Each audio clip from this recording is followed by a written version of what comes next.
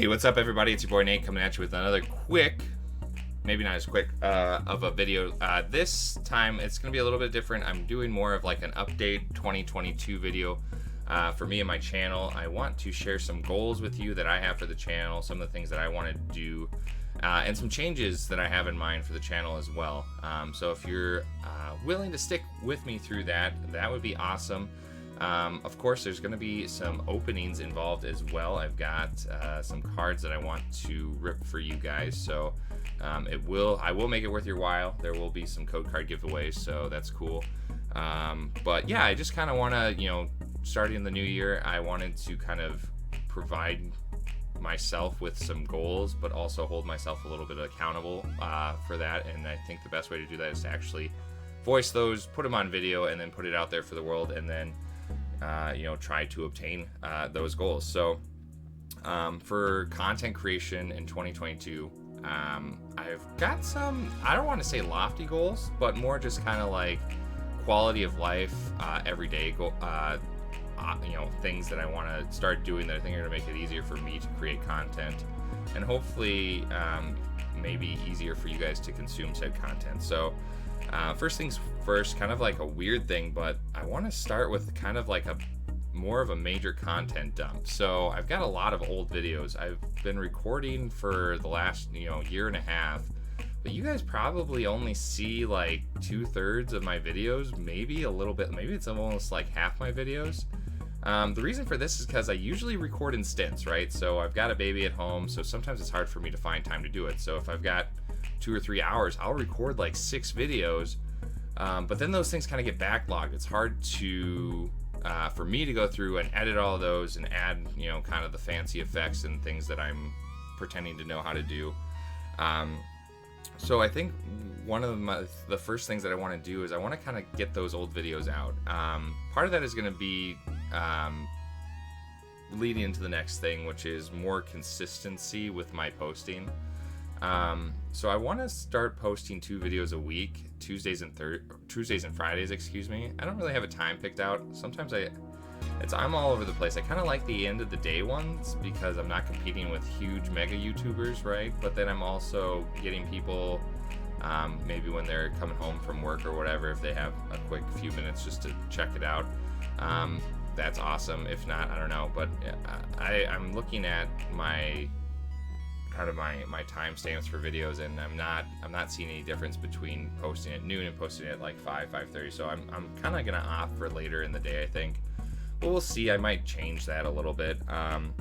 But part of that is like on those Tuesday videos, a lot of that's probably going to be some of the older content, probably, at least until I get through my backlog. So there's a lot of cool stuff in there. There's XY, there's obviously Sun and Moon, of course a lot of Sword and Shield, a lot of Evolving Skies, a lot of Digimon, some Lego stuff, like a lot of things that I've done, I've spent time on. I just haven't gotten out there because I'm kind of stuck in that kind of post video time crunch to get things out. Along with that, I guess some of the content that I'm doing, I'm mostly doing TCG for Pokemon. I think I'd like to expand it more. I obviously do Digimon. I'm gonna probably stick with about the same amount of Digimon content because I mostly am only able to obtain booster boxes. And I think you see one booster box, you kind of see them all. So I probably will only stick with opening 1, maybe 2 booster boxes per set. And then of course going through like the decks. I'm gonna try to increase like my maybe knowledge of like how to play the game, so that way I'm a little bit better when speaking about certain cards. But that's all going to come with time.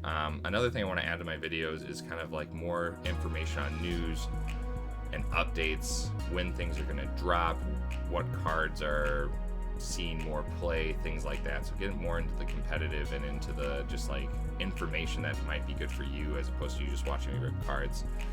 You'll probably see more of that on the Friday videos, not only because the Tuesday videos are usually going to be some older content on average, but the Friday videos are probably is usually when like when cards drop, are usually on Fridays, or so like if something's going to drop next Friday, I would hope to put it in this Friday's video.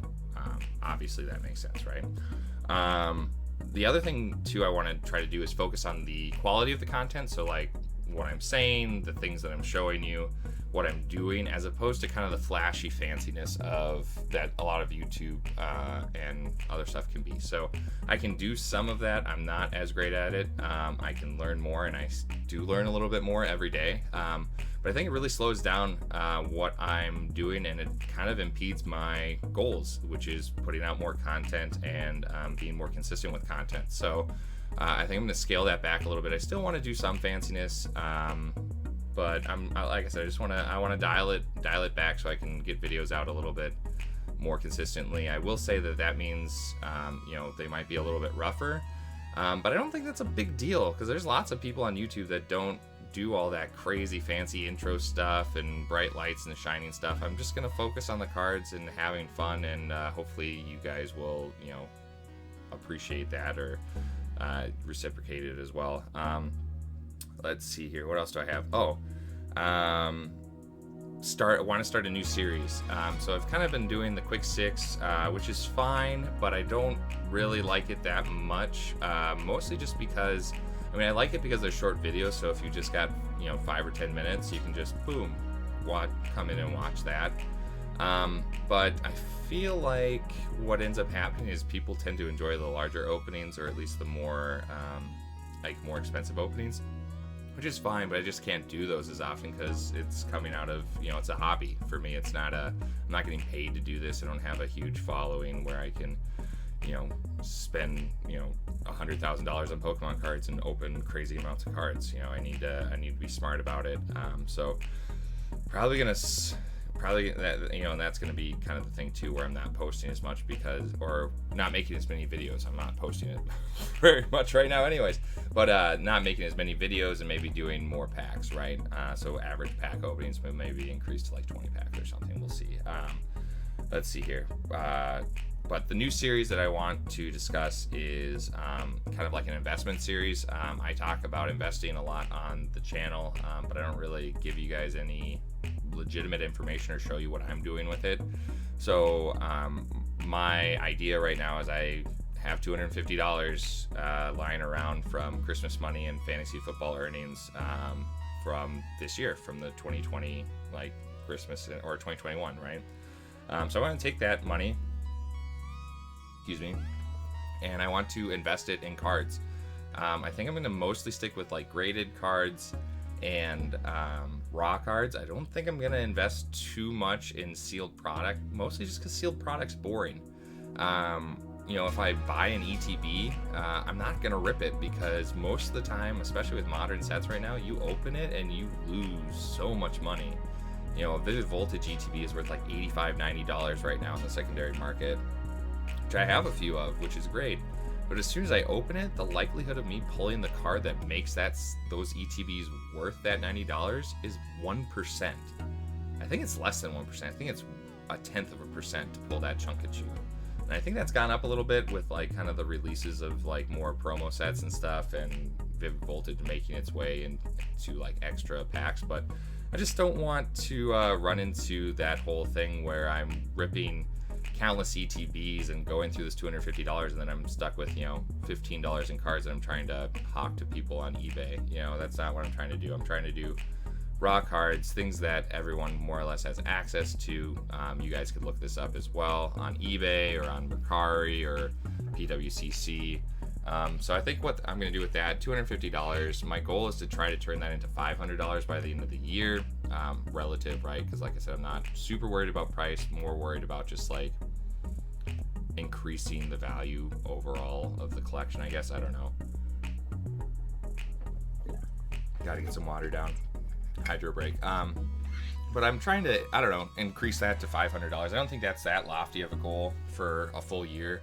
My plan with that is just to do an update video every month. So just kind of go through some of my purchases, sales, right? Going along with that means I'm going to probably be doing at least one sale and one purchase a month to try to make that interesting.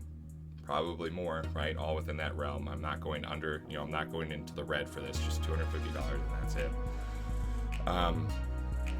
And then also with that, it probably means that you're going to see me, actually setting up that eBay store, setting up Mercari stuff. I mean, I have it, I just don't post it. I don't really use it that well. I don't post a lot of things on it. But I'm going to be using that more regularly. So if you're interested in cards that I purchase on there, obviously you'll be able to use those links or comment and be like, hey man, I really am interested in that card. Full transparency, you'll be able to see what I buy it for, and I'll tell you what I'm trying to get for it. So that's kind of cool, something that maybe you wouldn't see everywhere else. I don't know. Other goals for the channel, I would like to try to get push for 100 subs in 100 days. Now that doesn't mean adding 100 subs, that just means getting my sub total to 100. So it's about 70 subs in a little over 3.5 months. So right before, I guess that kind of puts me at about my birthday. So if I get to 100 subs by my birthday, I'd be pretty jazzed up about it. Kind of the way I'm going to end up doing that, obviously, is going to be through more social media, consistency of my videos, trying to increase the quality there. So I'll need your help in the comment section to tell me, hey Nate, how is this? How can you can make it better? Or I like this video because, you know, positive comments are always appreciated, but, you know, constructive criticism is super valuable and important as well. So you're probably gonna see me post more on Twitter and Instagram a little bit. Instagram, I felt like, has been pretty popular for me, and I don't post much on it, but I feel like I'll be able to a little bit more this year. So I'm gonna focus on that some and try to drive viewership and bring people over from other platforms onto YouTube, which is kind of like my main platform. I also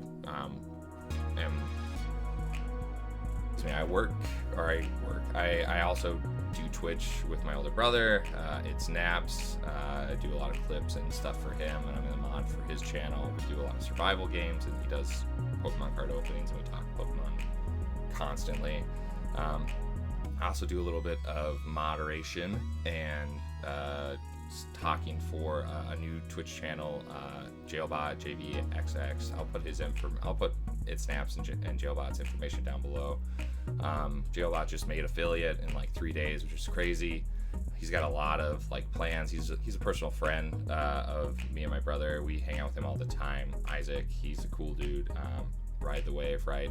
So he's going to be involved in some of my content creation as well, and I want to be involved in his, especially the Pokemon stuff. He does a lot of like more FPS, which I'm not crazy into, but it's fun to watch. It's a vibe when you're on there, and he likes interacting with chat, so it's pretty cool. So if you're into if you're into Twitch streamers that do survival games and or first-person shooters, check them out. They're awesome. So I think that about covers it. Like I said, I was just trying to get this out there because it's personal to me, and maybe I'll be able to hold myself more accountable if I get it out on video and post it. So for you guys who are waiting around for a card opening, let's get to it, because I've got some Evolving Skies here that needs to be ripped open. You can see actually the cellophane was a little damaged anyways, so I'm just gonna kind of get through it because you know, I feel like if you're gonna keep something sealed, having that pristine cellophane is pretty important. So also ETBs have been kind of coming back in stock a lot for Evolving Skies. These things were going for, I think when they first dropped, like $60 for brand new. Then they kind of were hovering in the $50 range. They're definitely down to like 40. I think sometimes you can get them sub 40, like $36, $37, which is nuts. If you can get it. I mean, buy in bulk then, right? I mean, I think you can buy cases of these for like, which have like 10 ETBs for, I want to say it's like $340 depending on the site. These prices change all the time, so you just got to keep on top of it. I do a lot of, I follow a lot of people on Twitter that do TCG drops.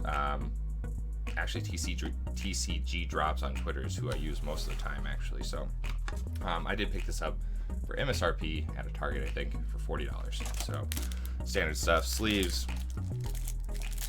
energy brick, code card if you need more evolution sleeves. Pretty cool. If you guys are ever interested, I don't know if people are interested in the extras that come along with ETBs, but I've obviously got a lot of extra stuff, so I might be posting that or throwing it in as like extra bonuses for things when people purchase. 8 packs. Let's see if we can rip something good. Still looking for quite a few things. Alt arts obviously are always gonna be what I'm chasing, but the main thing I'm looking for right now, Umbreon V, alternate art, and of course the Ray V, alternate art. Let's go. There's a lot of cool cards in Evolving Skies. I think overall for 2021, Evolving Skies is probably the best set in my opinion. Ooh, Lilligant into a Milotic.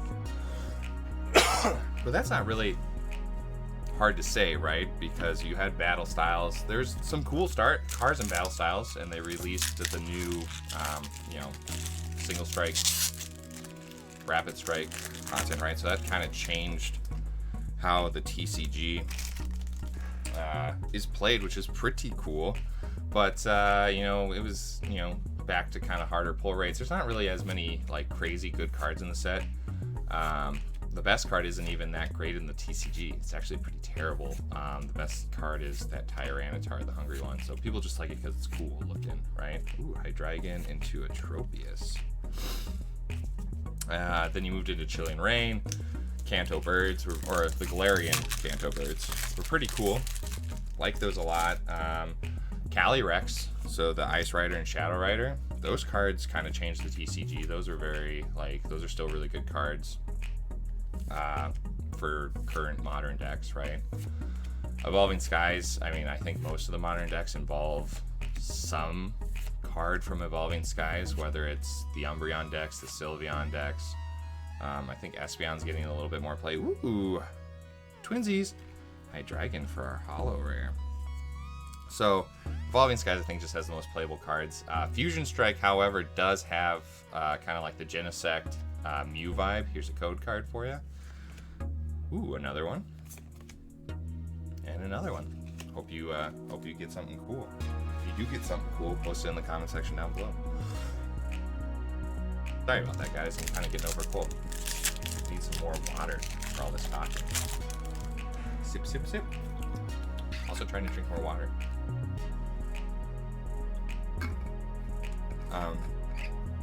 So I guess like Fusion Strike is really good, but the Fusion Strike in general, the set's so big that it's really hard to get anything if you open cards from it.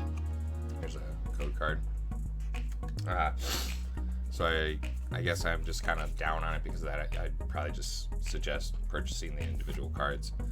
The nice thing now, though, is that a lot of booster boxes, like current booster boxes, are sub 100. I think Evolving Skies is the only one that's still over 100. I think you can get it for like 105, 110 range. But everything else is in that like $90 range. I'm kind of hoping that if Fusion Strike drops to about 80, 80's my purchase price, where I feel like I would maybe pick up quite a few of them. But I don't know. What do you guys think? Do you think Fusion Strike is worth? I think it's about $90. Do you think it's worth that $90 price tag right now? Comment section. Let me know. But I think $80 is the target price for me. I'll probably pick up 2 once it hits consistently 80.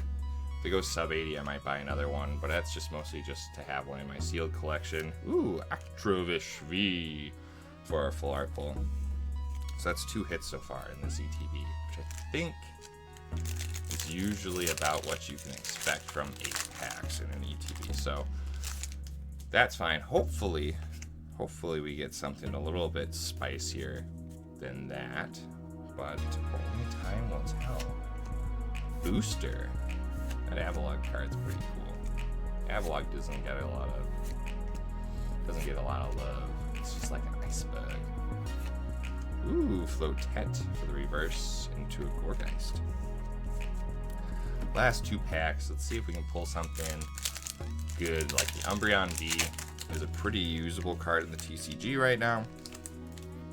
So it'd be nice to add those. I still am waiting to pull any Rayquaza. I haven't even, or I guess I pulled a full art, but I haven't pulled just a regular V. I have a deck that I want to play, but I don't have any of the Rayquazas, and nobody's really selling those, you know what I mean? At least not for like a reasonable price. I'm not going to pay 10 or 12 bucks for a standard V, but Smeargle for our rare. But, you know, maybe I'll break down one day and just do it if I see him. So, last pack magic, hopefully. Here's a code card for you guys. Hope you guys are getting cool stuff with these. I've played online before, I just don't do it that much anymore. I could potentially add that as content, playing video games on the channel, but let's just get some consistency out first with openings and other things, and then see if we can move into that. Mareep. Wow, Buffett.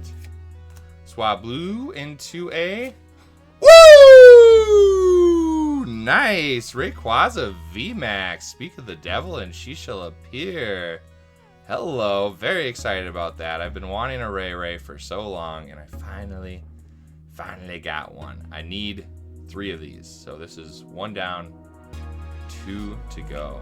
Fan-frickin-tastic. Azure Pulse. Once during your turn, you may discard your hand and draw 3 cards. Ooh. Max Burst. You may discard any amount of basic fire or electric energy from this Pokemon, and it does 80 more damage for each card you do discard in that way. So that can pile up quickly. So you need energy acceleration for this card. So if they like redo, I'm trying to think how you get fire energy. I know how you get electric energy. That's the Mareep, but if they redo some of the old fire generation cards, you might be able to really use that. So sorry for all the coffee and the hacking. Sorry for all the talking, but I do appreciate you guys hanging out. If you've hung out with me this far, a like is very much appreciated. Subscribe if you're new here. And what are your guys' goals for 2022? I might have been saying 2021 this whole video. What are your guys' goals for 2022? I'd like to hear them. 100 subs in 100 days. Let's go!